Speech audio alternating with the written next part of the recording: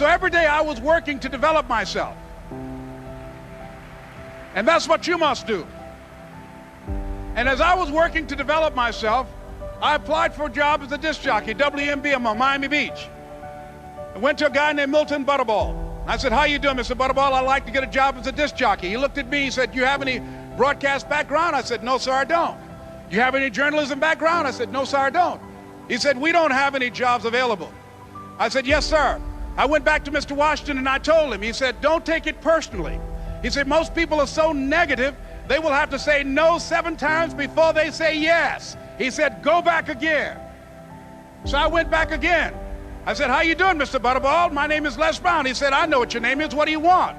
I said, I'd like to know whether or not you have any jobs at disc jockey, sir. He said, didn't I just tell you yesterday we didn't have any jobs? I said, yes, sir, but I know whether or not somebody got laid off or somebody was fired, sir. He said, no one was laid off or fired. Now get on out of here. I came back the next day. Hello, Mr. Butterball, how are you? He said, fine, what do you want now? I said, I'd like to know whether or not you got any jobs, sir. Didn't I tell you the last 2 days we didn't have any jobs? I said, yes, sir, but I don't know whether or not somebody got sick or somebody died, sir. He said, no one got sick or died. Now don't come back here and throw me out again. I came back the next day like I was seeing him for the first time. I said, hello, Mr. Butterball, how are you? He looked at me with rage. He said, go get me some coffee. I said, yes, sir.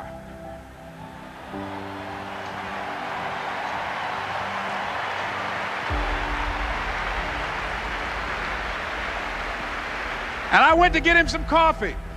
After a while, I would get their lunch and dinner, and I would go in the control rooms and take the disc jockeys their food, and I would not leave until they would ask me to leave. Then they started trusting me to pick up entertainers that came to town. Entertainers like the Four Tops and the Temptations and Diana Ross and the Supremes. I would drive them all over Miami Beach in the disc jockeys' big long Cadillacs. I didn't have any driver's license, but I was driving like I had some.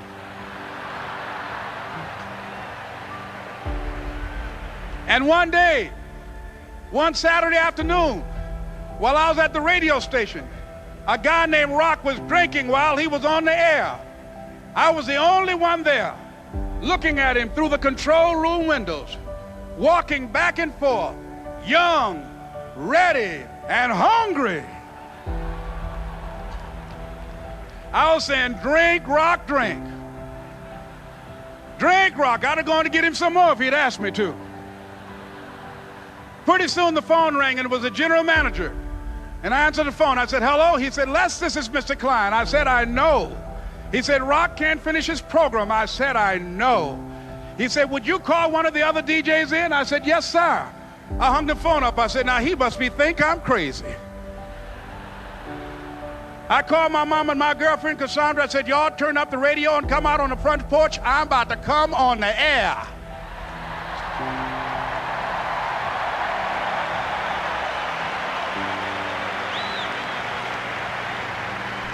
I waited for about 20 minutes, and I called him back. I said, Mr. Klein, I can't find nobody.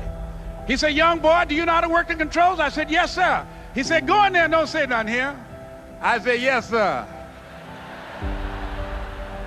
I couldn't wait to get behind those controls. I put on an old Stevie Wonder record called Fingertips. I sat down behind that turntable. I said, look out, this is me, LB Triple P, Les Brown, your platter playing papa. There were none before me and there will be none after me. Therefore, that makes me the one and only. Young and single and love to mingle, certified, bona fide, indubitably qualified to bring you satisfaction, a whole lot of action. Look out, baby, I'm your love man. I was hungry. I was hungry. You gotta be hungry.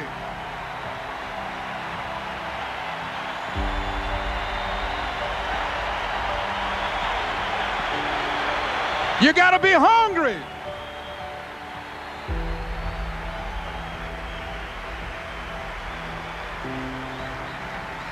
So, ladies and gentlemen, if you want to make your dream become reality, the people that are running at their dreams know that it's possible that you can live your dream, that it's necessary, that you're relentless, that you have a plan of action, that you are creative. The people that are living their dream are finding winners to attach themselves to. The people that are living their dreams are the people that know that if it's going to happen, it's up to them. And they're resolving within themselves, it's not over until I win. The people that are running after their dream know they're going to have hard times. They keep on running because they're saying within themselves, I'm the one.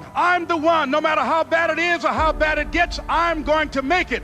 The people that are running after their dreams are the people that are hungry. Shake somebody's hand on your right and left and say, you got to be hungry.